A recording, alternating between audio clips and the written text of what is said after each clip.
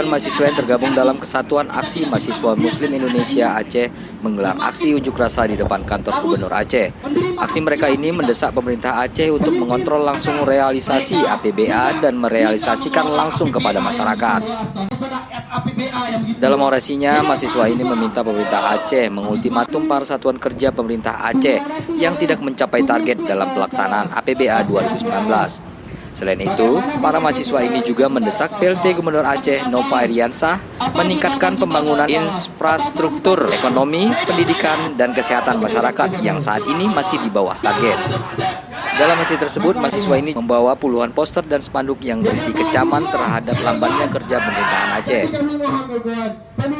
Aceh setelah mengeluarkan surat teguran, karena kita sangat sayangkan ketika banyak dana APBA yang tidak terrealisasi, padahal rakyat Aceh masih di bawah kemiskinan. Apakah kawan-kawan Anda lihat tadi pas kita sampai?